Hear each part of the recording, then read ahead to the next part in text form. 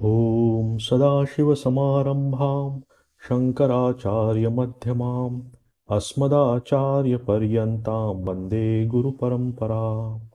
वसुदेवसुतं देवं कंसचाणूरमर्दनं देवकी परमानन्दं कृष्णं वन्दे जगद्गुरुम्।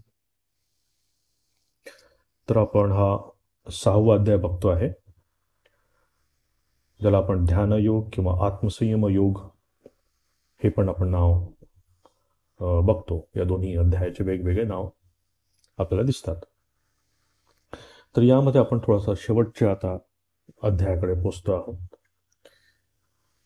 मागच्या क्लासमध्ये आपण बघितलं होतं की अर्जुन म्हणतो की माझं मन चंचल आहे आणि तुम्ही हे जे काही तत्वज्ञान मला सांगता आहात, हे तत्वज्ञान काही माझ्या डोक्यात जात नाही आहे. योयम योगस्त्वया प्रोक्त साम्येन मधुसूदन एतस्याहम न पश्यामि चंचलत्वात् स्थितीम स्थिराम. की माझं मन चंचल आहे आणि हे चंचल असल्यामुळे हे तुम्ही जे काही तत्व सांगताय, योयम योगस्त्वया प्रोक्त, तुम्ही आतापर्यंत जे काही मला तत्वज्ञान सांगितलं त्याची धारणा मला होत नाही आहे.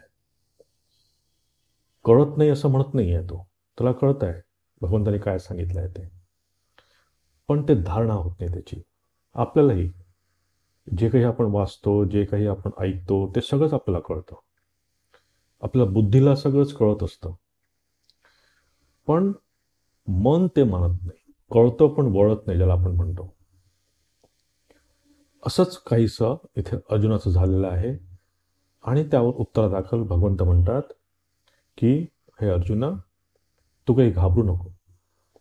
कारण अर्जुन म्हणतो की चंचलम ही मन कृष्ण प्रमाथी बलवत दृढ तस्याहम निग्रहम म्हणणे वायुरिव सुदुष्करम.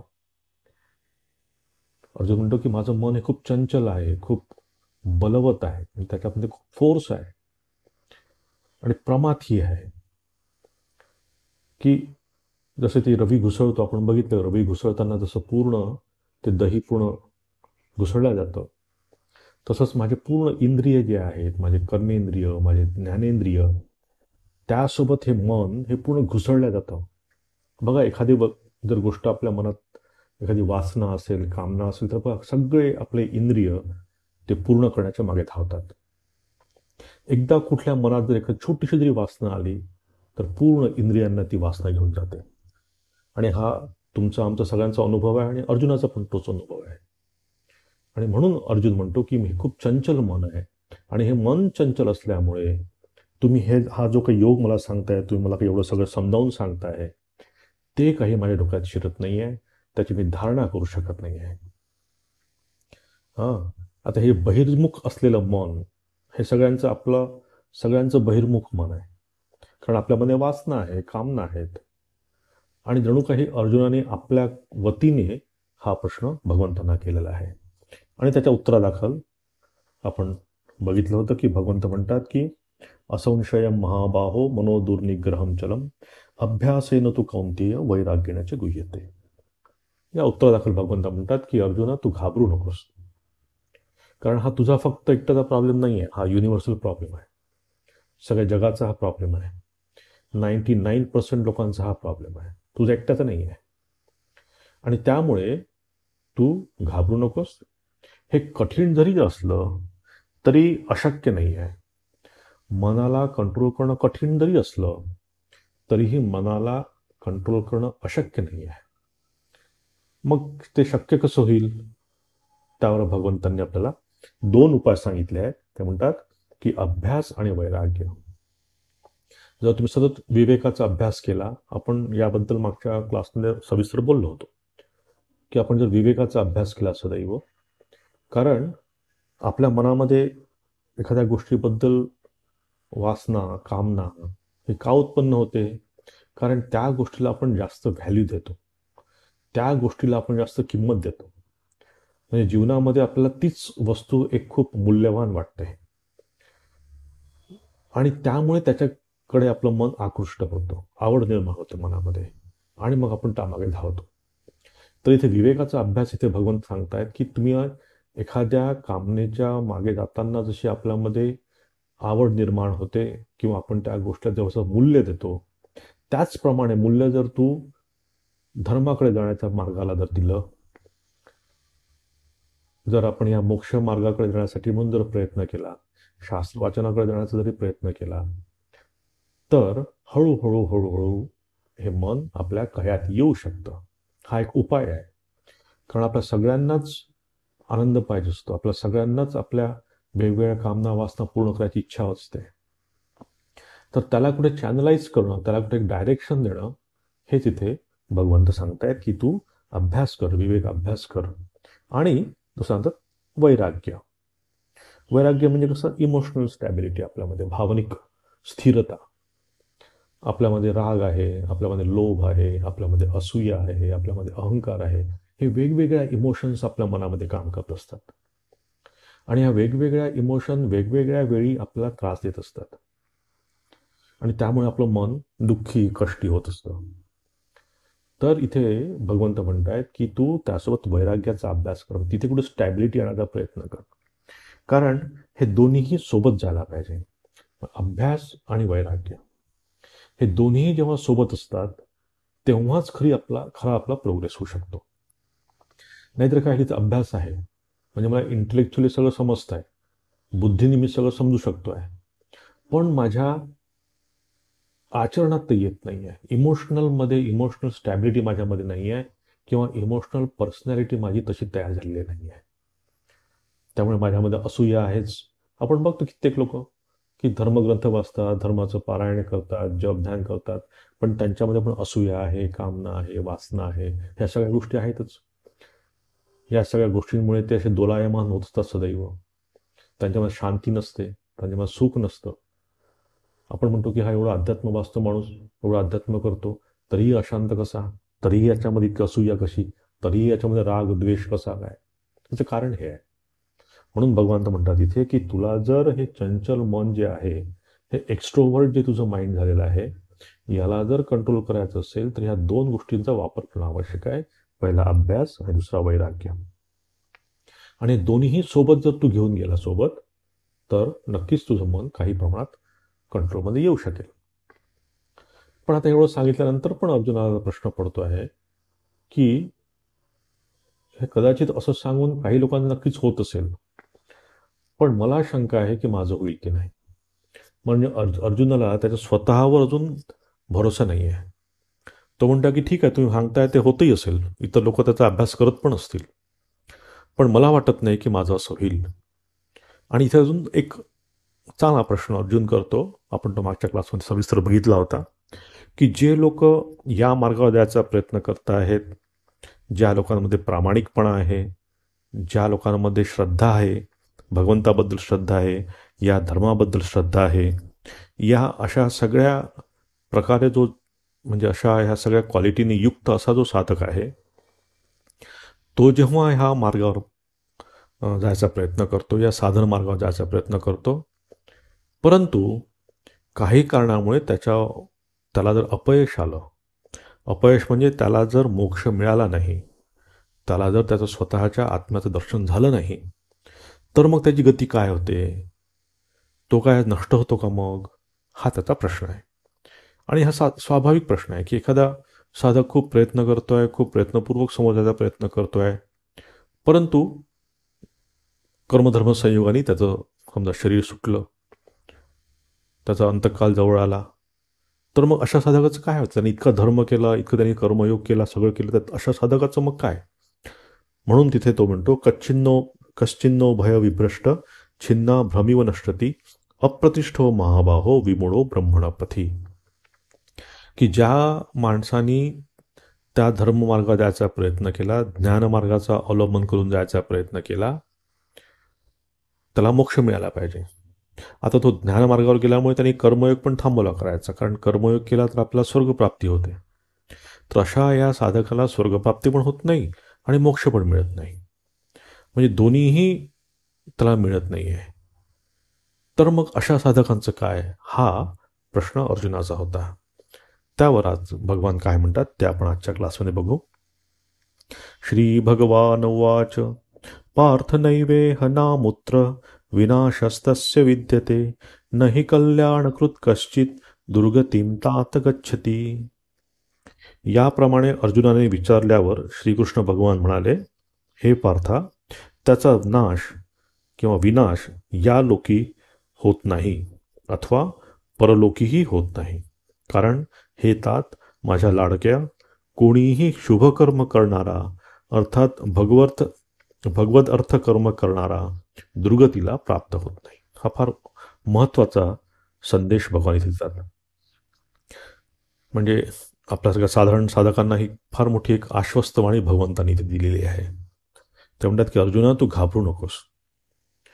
की समजा कोणी ज्ञानमार्गाकडे जायचा प्रयत्न करतो आहे, त्यांनी श्रवण, मनन, निधिध्यासन सगळं केलं, जसं करायला पाहिजे श्रद्धेनी, प्रामाणिकपणे त्यांनी करायचा प्रयत्न करतो आहे तो. तर असं केल्याचं फळ काय आहे? म्हणजे दोन फळ मिळतील. एक आहे मुख्य फळ कुठल्याही गोष्टीचं, आणि एक अवांतर फळ. म्हणजे कसं की आपण झाड लावलं, वृक्ष झाला मोठा, मग काय झालं की त्याला फळं आले, फुलं आले, ते झालं मुख्य फळ, त्या झाड लावण्याचं कारण. आणि अवांतर फळ काय झालं की त्या झाडाखाली आपल्याला सावली मिळते, आपण विश्रांती घेऊ शकतो. तसंच हे जे काही त्यांनी हे श्रद्धायुक्त अंतःकरणाने प्रामाणिकपणे जो काही या ज्ञानमार्गावर जायचा त्यांनी प्रयत्न केला, तर त्याला मुख्य फळ काय मिळणार आहे? ज्ञान मिळेल, त्याला नॉलेज मिळेल. कशाचं? आत्म्याचं. समजा हे नाही मिळालं त्याला, तर काय मिळेल?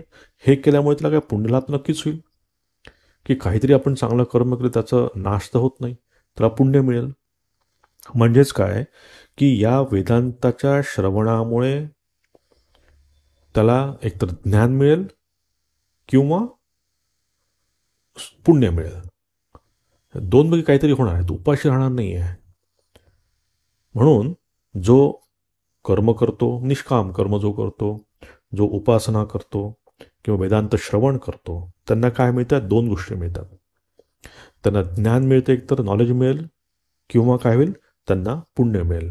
थोडक्यात काय की जे काही आपण करतो आहे जीवनामध्ये, कर्मयोग करतो आहे, उपासना करतो आहे, आपण श्रवण करतो आहे, शास्त्रवाचन करतो आहे, हे सगळं करताना जर आपलं शरीर गेलं, तर जे काही केलेलं आहे त्यामुळे या जीवनात जर आपलं प्रारब्ध चांगलं असेल तर आपल्याला ज्ञान मिळेल, आणि ज्ञान म्हणजे मोक्ष मिळेल.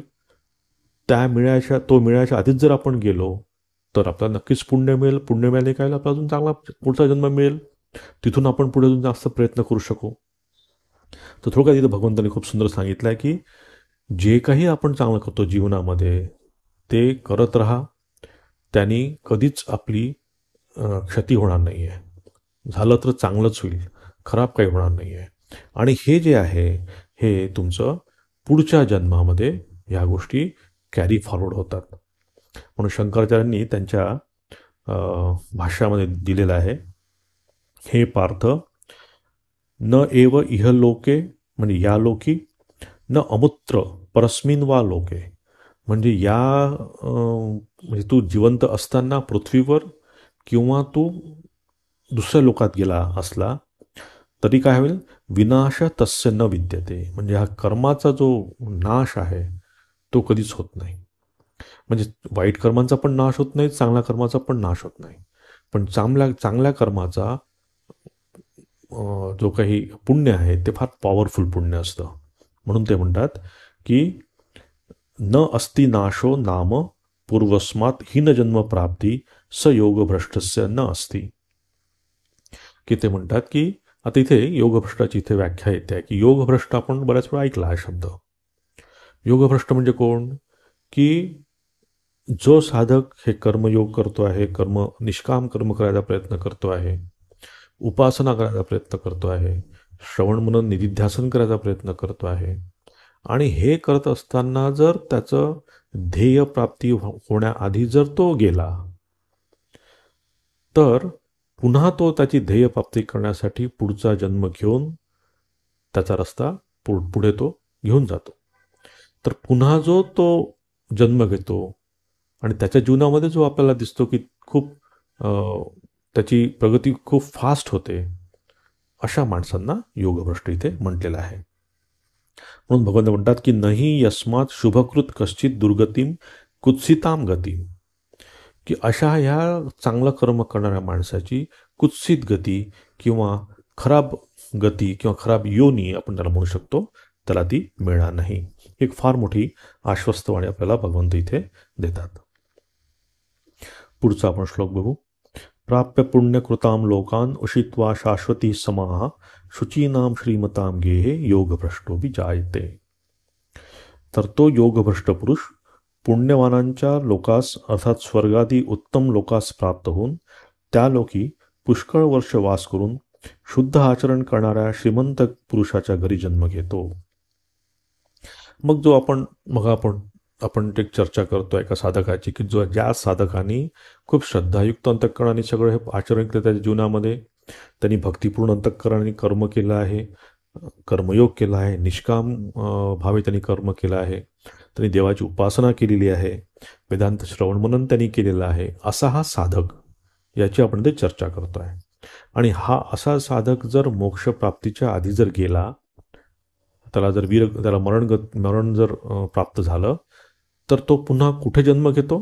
ते म्हणतात की प्राप्य पुण्य कृतान लोकान उशिश्वा शाश्वती समाह, की असा साधक जेव्हा शरीर सोडतो तेव्हा तो स्वर्गलोकात जातो किंवा चांगल्या अशा लोकात जातो आणि तिथे बराच काळ तो तिथे घालवतो. शाश्वती समाह, कारण इथे त्यांनी पुण्यकर्म केलं आहे, चांगलं कर्म केलं आहे, उपासना केलेली आहे, याचं फळ त्याला नक्कीच मिळणार. गेल्यानंतर तो जेव्हा हे शरीर सोडून जातो तेव्हा तो स्वर्गलोकामध्ये बरेच वर्ष असतो, बराच वर्ष वास करतो आणि मग पुन्हा तो, कारण त्याचा उद्देश काय आहे?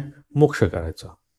त्याचा उद्देश स्वर्गवास करायचा उद्देश नाही आहे, त्याचा उद्देश आहे मोक्षप्राप्ती करण्याचा. म्हणून काय, त्याला पुन्हा या मनुष्य जन्मात त्याला जन्म घ्यायला लागतो. आणि मग तो कुठे जन्म घेतो? शुचीनाम श्रीमताम गेहे, की तो अशा घरात जन्म घेतो की जिथे त्याला म्हणतो आपण सुसंस्कृत घरामध्ये, किंवा जिथे पैशाची त्याला अडचण येणार नाही अशा धनी कुटुंबामध्ये.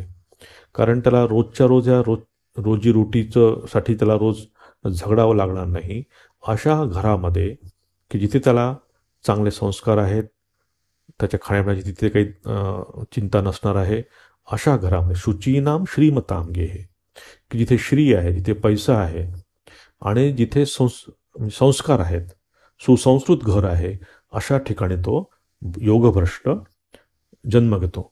कारण त्याला रोजच्या अडचणींना मग तोंड द्यावं लागत नाही. आणि धनी का?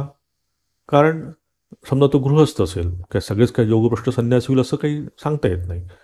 तो जर गृहस्थ असेल तर धन असल्यामुळे काय होईल? सत्कारणी लागेल. धर्म आणि अर्थ हे सोबत जेव्हा आलं तेव्हा त्याचा नक्कीच धर्मासाठी उपयोग होईल त्याचा. जर अर्थ आणि काम एकत्र आलं काय, नुसतंच मग एन्जॉयमेंट होते. पण इथे धर्म जर सोबत असेल तर ते अर्थ लोकांच्या सेवेसाठी, धर्मासाठी त्याचं कामात येऊ शकेल. म्हणून ते म्हणतात की असा योगी अशा शुचीनाम श्रीमताम अशा घरामध्ये तो जन्म घेतो. किंवा अथवा पुढे म्हणतात अथवा योगिनामेव कुले भवती धीमताम एतद्धि दुर्लभतरम लोके जन्म यदीदृशम. ते म्हणतात अथवा वैराग्यशील पुरुष त्या लोकात न जाता ज्ञानवान योग्यांच्याच कुळात जन्म घेतो, परंतु या प्रकारचा जो हा जन्म तो या संसारात निसंशय अति दुर्मिळ आहे. म्हणजे दोन सांगितले, एक काय, तो श्रीमताम योगिनाम आणि श्रीमताम गेहे जातो, की जिथे धर्म आणि अर्थ आहे अशा घरात तो जन्म घेतो. किंवा तो एखाद्या योग्याच्या घरात जन्म घेतो, म्हणजे एखाद्या ब्रह्मज्ञानाच्या घरामध्ये जन्म घेतो. म्हणून ते भगवंत म्हणतात की हे दुर्लभतरम आहे. म्हणजेच कसं की एकतर त्याला जन्म घ्यायचा असेल तर गृहस्थ पाहिजे, आईवडील गृहस्थ असायला पाहिजे. मग आईवडील जर गृहस्थ असतील तर तिथे ब्रह्मज्ञान असणं, तिथे कोणी योगी असा महापुरुष असणं हे फार दुर्मिळ आहे. आणि असं उदाहरणं आहेत, आपण आपल्या ऋषी मुनींची उदाहरणं बघा, किंवा आपण आपल्या या सगळ्या डायरेक्ट डिसायपलांचे किंवा इतर काही समाजात असलेल्या लोकांचे उदाहरणं बघा. की ते आज खूप मोठ्या संत पदावर आहेत, कारण त्यांच्या आईवडिलांनी पण खूप चांगले तपस्वी त्यांचे आईवडील पण होते. त्यांच्या आईवडिलांचं जीवन फार उच्च असं जीवन होतं. तर इथे भगवंत म्हणतात की एकतर तो शुचीनाम श्रीमताम अशा घरामध्ये जन्म घेतो किंवा योग्याच्या घरामध्ये तो जन्म घेतो. पुढे म्हणतात ते तत्र तम बुद्धी संयोगम लभते पौर्वदेहिकम यततेच ततो भूय संसिद्धो कुरुनंदन. आणि तो पुरुष तेथे त्या पूर्वदेही साधन केलेल्या बुद्धिसंयोगाला अर्थात समत्व बुद्धियोगाचे संस्काराला अनायासाने प्राप्त होतो व हे कुरुनंदना त्याच्या प्रभावाने फिरून मोठ्या उत्साहाने भगवत प्राप्तीसाठी प्रयत्न करतो.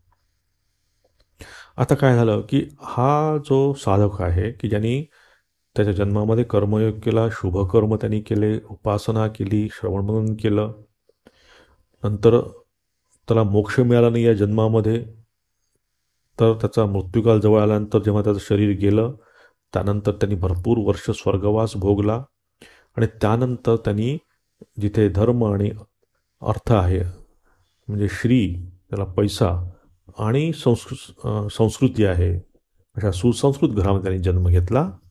आणि मग तिथे काय होतं, तो नक्कीच त्यांनी जन्म घेतला की तो नक्कीच तो मोठा होणार. जनरली आपण सायकोलॉजिकल जर बघितलं तर 12-13 वर्षाचा जेव्हा मुलगा होतो तेव्हा तर बऱ्याचशा गोष्टी कळायला लागतात, चांगलं वाईटाचा त्याला थोडासा अनुभव यायला लागतो.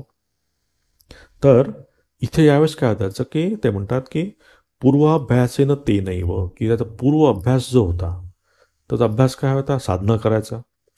त्याचा मुख्य उद्देश काय होता, मोक्षप्राप्तीचा. तर हा उद्देश आणि हा अभ्यास काय होतं की त्याच्यात ते संस्कार आता वरती येतात.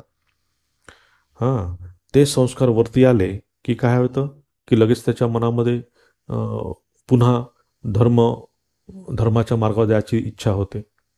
पुन्हा मग तो श्रवण निध्यासन करायला प्रयत्न करेल. शून्यापासून नाही, आता त्यांनी पूर्वी बरंच केलेलं आहे. म्हणून बघा काही काही जे साधक लोक असतात त्यांच्या जीवनामध्ये आपण बघतो की काही काही लोकांना ते पूजा किंवा हे इतकं काही असं भावत नाही, पण त्यांना ध्यान करायची इच्छा होते, त्यांना नुसतं श्रवण मनन करायची इच्छा होते. म्हणजेच काय की याच्या पूर्वीच्या स्टेजेस त्यांनी सगळ्या संपवल्या आहेत, केलेल्या आहेत. पूर्वजन्मामध्ये केव्हा नक्कीच त्यांनी केलेलं आहे. ते केल्यानंतर आता ते पुढे त्यांनी सुरू केलं आहे त्यांचं. म्हणजे त्यांची आता जे काही त्यांनी 4-5 स्टेप्स चढल्या होत्या त्या स्टेप्स सोडून आता ते 6व्या, 7व्या, 8व्या स्टेप्सवर निघाले आहेत.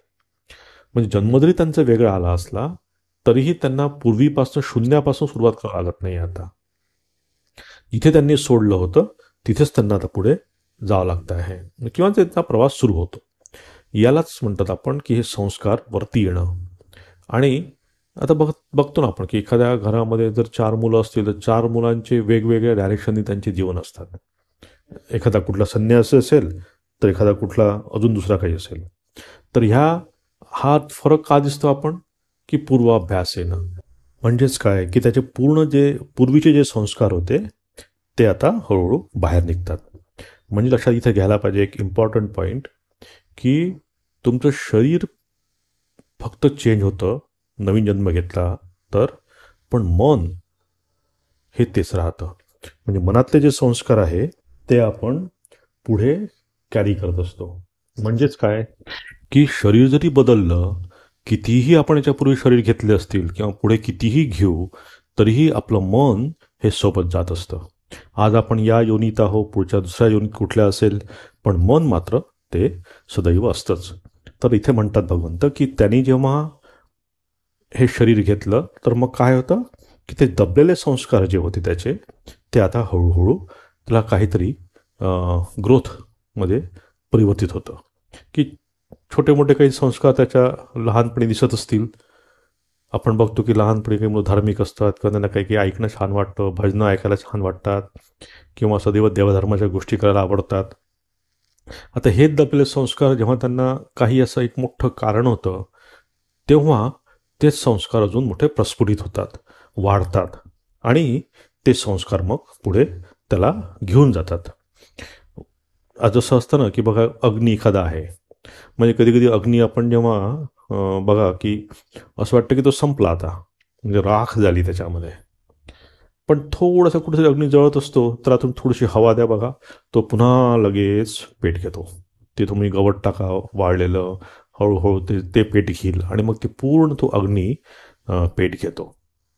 तर थोडक्यात इथे भगवंतांना सांगायचं आहे की असा जो योगभ्रष्ट आहे तो ऑलरेडी त्याच्यासोबत संस्कार घेऊन आलेला आहे आणि तेच संस्कार आता तो त्याला त्याच्या मार्गावर जाण्यासाठी म्हणून त्यांनी असे आईवडील निवडले आहे की ते सुसंस्कृत आहेत, त्यांचा जो धन आहे आणि तिथे अशा घरात जन्म घेऊन त्याला अध्यात्माकडे जाण्यासाठी, मोक्षाकडे जाण्यासाठी त्याला मार्ग अजून त्याचा सोपा झालेला आहे. अजून एक आपण लक्षात ठेवायला पाहिजे की हे जे आपल्या वेगवेगळ्या योनी आपल्याला मिळतात, आपण म्हणतो किंवा स्वर्ग आहे, ब्रह्मलोक आहे किंवा गंधर्व लोक आहे, मनुष्य लोक आहे, असे 14 लोक आपल्याला सांगितले आहेत. वरती 7 आणि खालती 7, म्हणजे पाताळाकडे 7 लोक आणि वरती 7 लोक. तर या सगळ्या लोकांमध्ये हे सगळ्या आहेत भोग योनी. म्हणजे या सगळ्या योनीमध्ये तुम्हाला फक्त भोग भोगावं लागतं. फक्त मनुष्यच योनी अशी एक योनी आहे की जिथे तुम्ही काहीतरी करू शकता. स्वर्गात तुम्ही गेला तर स्वर्गात तुम्हाला नुसता आनंद मिळेल, तुम्ही छान आनंदाने स्वर्गात राहतात, खातायत पितायत 24 तास, तुम्हाला काही कष्ट करावं लागत नाही. डायरेक्ट तुमच्या समोर येतं, तुम्ही ऑर्डर केले की ऑर्डर पण करावं लागत नाही, मनात आलं की गोष्टी समोर आल्या. तर तिथे फक्त भोग भोगणं आहे, तुम्हाला नवीन काहीच करणं नाही आहे. तुम्ही याच्यापूर्वी चांगलं कर्म केलं म्हणून त्याचं फळ तुम्हाला इथे आता मिळालं आहे. पण जे साधक, ज्या साधकांना मोक्ष पाहिजे आहे त्या साधकांना याचा पण एके दिवशी वीट येतो.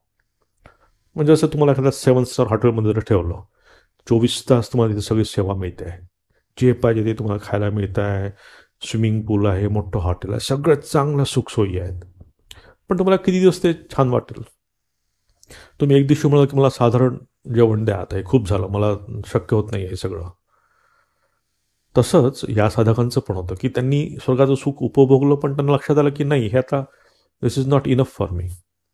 पुन्हा त्यांनी तसा जन्म घेतला, थोडंसं त्यांचं वय वाढलं, लगेच हे पूर्वसंस्कार त्यांचे जागृत झाले आणि ते आता मोक्षमार्गावर जायला पुन्हा तयार झालेत. आता इथं लक्षात घ्यायला पाहिजे आपण की एखादी गोष्ट आपल्याला, म्हणजे एखाद्या आध्यात्मिक जीवनाकडे जर जायचं असेल आपल्याला, तर 2 गोष्टी आवश्यक असतात. जर आपल्याला त्या रस्त्यावर जर प्रोग्रेस करायचा असेल तर एक आहे की आपला एन्व्हायरमेंट किंवा आपलं आजूबाजूचं वातावरण फेवरेबल पाहिजे, आणि दुसरी गोष्ट काय आहे की आपल्याला त्यात आवड पाहिजे, इंटरेस्ट पाहिजे. बरेच वेळा आपण बघतो की एखाद्या साधकामध्ये खूप ह्याची आवड आहे, अध्यात्माची आवड आहे, पण तसं फेवरेबल वातावरण नाही आहे. काही ठिकाणी आपण बघतो की वातावरण फेवरेबल आहे पण आवडच नाही आहे. अशी कित्येक उदाहरणं आपण तुम्ही जर थोडंसं सर्च केलं तर लक्षात येईल की एकतर आवड आहे तर एन्व्हायरमेंट नाही आहे, आणि एन्व्हायरमेंट आहे तर आवड नाही आहे. अशा ह्याच्यात आपण लोक बघतो. पण इथे या योगभ्रष्टाची विशेषता काय आहे की त्याला आवड पण असते आणि त्याला वातावरण पण फेवरेबल मिळतं. दोन्हीही गोष्टी त्याला फेवरेबल मिळतात. आता काय आहे, त्याने थोडासा जोर लावला, त्याने थोडी स्वतःची स्वाधीन इच्छा जर वापरली तर त्याला या जन्मामध्ये मोक्ष हा मिळणारच. म्हणून इथे भगवंत इथे म्हणतात की या अशा योग पुरुष, तो काय म्हणतात, ह्यवशोपी सह जिज्ञासूरूपी योगस्य शब्द ब्रह्माती वर्तते. आता हे जे या जन्मात तो हे सगळं करतो आहे, यासाठी त्याला काय खूप प्रयत्न करावा लागत नाही आहे. म्हणजे खूप प्रचंड त्याला प्रयत्न करावा लागताय, जोर करून तो करताय असं नाही आहे. अवश्य सहज, म्हणजे विदाऊट हिज विल, कुठलाही म्हणजे डेलिब्रेट प्लॅन करून तो या रस्त्यावर जात नाही. ह्रियते म्हणजे कसं, अट्रॅक्टेड, की तो या धर्ममार्गाकडे अट्रॅक्ट कसा होतो, सहज होतो. कशामुळे? पूर्वाभ्यासेनं, त्याचा पूर्वाभ्यास असल्यामुळे. आणि म्हणून ते म्हणतात की शब्द ब्रह्माती वर्तते. आता हे शब्द ब्रह्म इथे कर्मकांडाला म्हटलेला आहे. हा टेक्निकल शब्द आहे की असा साधक या सगळ्या कांडांना सोडून फक्त श्रवण मनन निध्यासनाकडे किंवा भगवत प्राप्तीकडे किंवा मोक्ष मार्गाकडे तो जातो. कारण हे कर्मकांड त्यांनी त्याच्या पूर्वजन्मामध्ये त्यांनी केव्हाच केलेलं असेल. पुढे आपण बघू. प्रयत्नाद्यतमानस्तु योगी संशुद्ध किल्बिषः अनेक जन्म संसिद्ध स्ततो याती परांगती. अनेक जन्मांपासून अंतःकरणाची शुद्धिरूप सिद्धी मिळालेला आणि अतिशय प्रसन्नपूर्वक अभ्यास करणारा योगी सर्व पापांपासून उत्तम प्रकारे शुद्ध होऊन त्या साधनाच्या प्रभावाने परमगतिप्रत पावतो, अर्थात त्याला परमात्म प्राप्ती होते.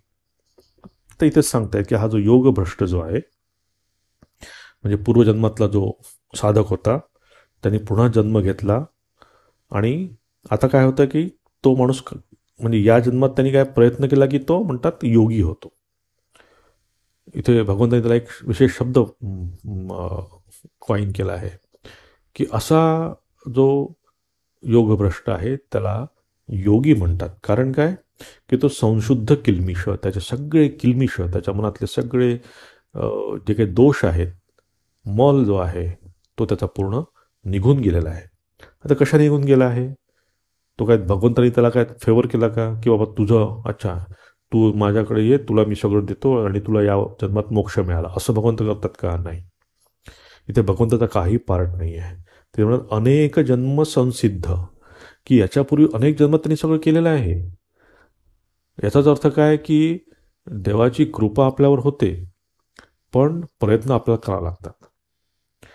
कृपा मिळण्यासाठी आपण भगवंतांना नक्कीच प्रार्थना करायला पाहिजे की माझं मन त्या जागेवर राहू दे, माझं मन या मोक्ष मार्गावर असू दे, माझं मन भरपूर देऊ नको, माझं मन या सगळ्या ह्या इतर ज्या क्षणभंगूर गोष्टी आहे त्याच्यामध्ये माझं अडकून राहू नये. यासाठी आपण देवाला नक्कीच प्रार्थना करू शकतो आणि देव नक्कीच आपल्याला आपली ती प्रार्थना पूर्ण करतोही. पण शेवटी तुम्हालाच चालावं लागतं, प्रयत्न तुम्हालाच करावे लागतात. आणि हा जो संशुद्ध किल्बिष झाला आहे, म्हणजे याची अशुद्धी जी गेलेली आहे, ही अशुद्धी त्याच्या पूर्वप्रयत्नामुळे, अनेक जन्माच्या पूर्वप्रयत्नामुळे त्यांनी ती कमावलेली आहे. म्हणजे आपण म्हणतो ना की ती हुंडी असते बघा, आपण हुंडीत पैसे टाकतात, तर ही स्पिरिच्युअल हुंडी आहे, ही त्यांनी जमवलेली आहे. ही त्याची स्वतःची ही जमवलेली काय म्हणतात त्याला प्रॉपर्टी आहे. आणि या जन्मात काय त्याला करावं लागतं? प्रयत्नात यतमानसः, म्हणजे थोडेसे जरी प्रयत्न तरी या जन्मात केले, तरी थोडीशी विल पॉवर लावली, तर त्याला या जन्मात मोक्ष हा ठरलेला आहे.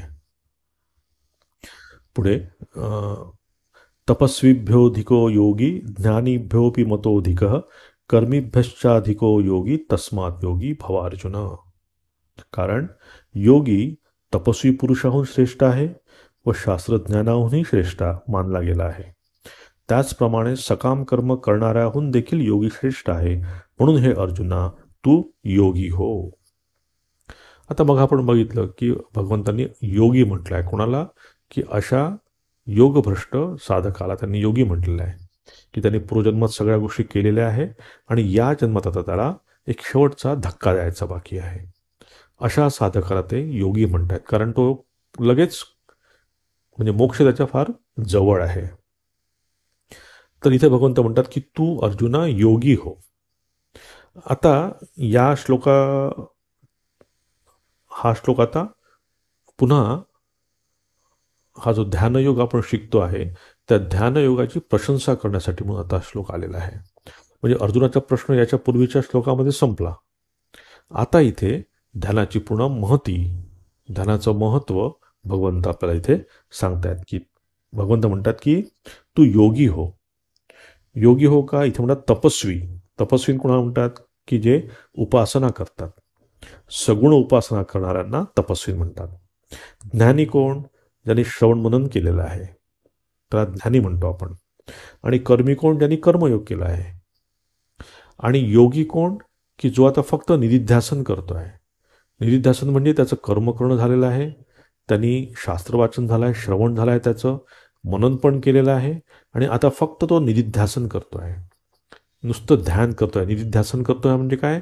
की जे आपल्या हॅबिच्युअल काही मी मागे याबद्दल बोललो आहे की आपल्या हॅबिच्युअल काही काही गोष्टी आपल्याला सदैव अडकत असतात. हॅबिट झाली असते कित्येक जन्माची.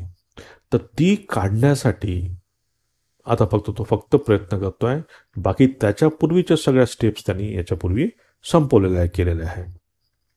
म्हणून भगवंत म्हणतात की तू योगी हो. म्हणजे कर्म, उपासना, श्रवण, मनन या सगळ्यांपेक्षा योगी म्हणजेच कोण? जो निधिध्यासन करतो तो श्रेष्ठ आहे, असं भगवंत म्हणतात. आणि इथे एक आपण लक्षात घ्यायला पाहिजे पॉईंट, की असं बरेच वेळा आपल्याला वाटू शकतं की मी म्हणजे तो जो साधक आहे किंवा जो योगभ्रष्ट आहे त्याच्या जीवनात पण नक्कीच काही पाप असेल, कारण मनुष्यजन्म घेतला आहे. आपण म्हणतो की मनुष्यजन्म 50% पाप आणि 50% पुण्य असल्यानंतर मनुष्यजन्म मिळतो. पुन्हा या जन्मात पण त्याच्या हातनं काही चुका घडत असतील, त्याच्यापासून पण त्याला काहीतरी पापाचं फळ लागत असेल, मिळत असेल त्याचं, मग त्याचं काय होतं? तर इथं लक्षात घ्यायला पाहिजे की हा जो त्याच्या जीवनामध्ये जे काही पापाचं प्रमाण आहे एकतर कमी आहे, ते तीव्र पाप नाही आहे. तिथे पाप असेल थोडंफार, पाप म्हणजे ज्याला आपण म्हणतो ना की निगेटिव्ह काही गोष्टी त्याच्या मनामध्ये असतील. हां, तर त्या गोष्टी त्याच्या जीवनामध्ये आहे, त्या तीव्र नाही आहेत. परंतु आता हा मोक्ष मार्गाकडे जातो आहे, म्हणून काय होतं की हे जे पापाचं सगळं जी मात्रा आहे ती त्याला कसं सांगता येईल की ते आता ॲक्च्युली त्यांचं फळ देणं थांबवतात. म्हणजेच आपण जर एका म्हणजे कोर्टाच्या भाषेत जर म्हटलं तर त्याच्यावर भगवंत स्टे आणतो. म्हणजे आता जे पाप त्याचे जे आहेत, त्याचे पापसंस्कार जे आहेत किंवा त्याच्या पाप प्रवृत्ती जी आहे ती आता वरती येत नाही, ती थांबलेली आहे, ती गेलेली नाही आहे. लक्षात घ्या, ते काही जोपर्यंत त्याचा मोक्ष होत नाही तोपर्यंत त्याचं पाप काही कटणार जाणार नाही आहेत. ती गेलेली नाही आहेत पण दबलेली आहेत. स्टे आणला आहे त्याच्यावर आता भगवंतांनी, की तो साधना करतोय आता, ह्या तुम्ही याला त्रास देऊ नका. तर कारण शुभ संस्कार इतके पॉवरफुल असतात की ते शुभ संस्कार या अशुभ संस्कारांना दाबून ठेवतात, ते बाहेर येऊ देत नाही त्यांना. आणि म्हणून काय होतं, मग तो पूर्ण या ज्ञानमार्गाकडे जायचा प्रयत्न करतो. आणि जेव्हा त्याला ज्ञान होतं, त्याला आत्मदर्शन होत असेल, त्याला स्वरूप ज्ञान होतं, भगवंताचं दर्शन होतं, त्याला तुम्ही काहीही म्हणा, जेव्हा ते होतं तेव्हा आपलं सगळं पुण्य आणि पाप हे जळून जातात. नुसतंच पाप जळत नाही, पुण्य पण जळतं. कारण तुम्ही पुण्य केलं किंवा पाप केलं तर त्याचं फळ भोगायसाठी तुम्हाला पुन्हा यावं लागणार आहे. मोक्ष म्हणजे काय? हे पूर्ण पुण्यपाप निघून गेलं, हे पुण्यपाप जळून गेलं आणि मला फक्त आत्म्याचं दर्शन झालेलं आहे.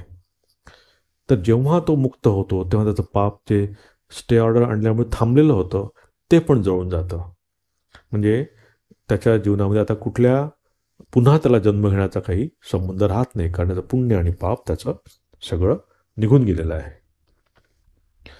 पुढे म्हणतात की योगिनामपि सर्वेषां तद्गतेनांतरात्मना श्रद्धावान भजते यो माम समे युक्त तमोमतः. आणि हे सख्या, सर्व योग्यांमध्येही जो श्रद्धापूर्ण योगी माझ्या ठिकाणी अंतरात्माला स्थापन करून मला निरंतर भजतो तो योगी मला परमश्रेष्ठ वाटतो. म्हणजेच पुन्हा इथे सेम भगवंतांनी आयडिया आणली की हा असा योगी जो आहे जो फक्त ईश्वराच्या ध्यानात आता मग्न आहे. पर्सनल ईश्वर नाही, परमात्म्याच्या ध्यानात. कारण त्यांनी पर्सनल ईश्वर सगुण उपासना त्यांनी केलेली आहे, कर्म केलेलं आहे, सगुण उपासना केलेली आहे, श्रवणमनन केलेलं आहे आणि आता तो निधिध्यासनाकडे लागलेला आहे.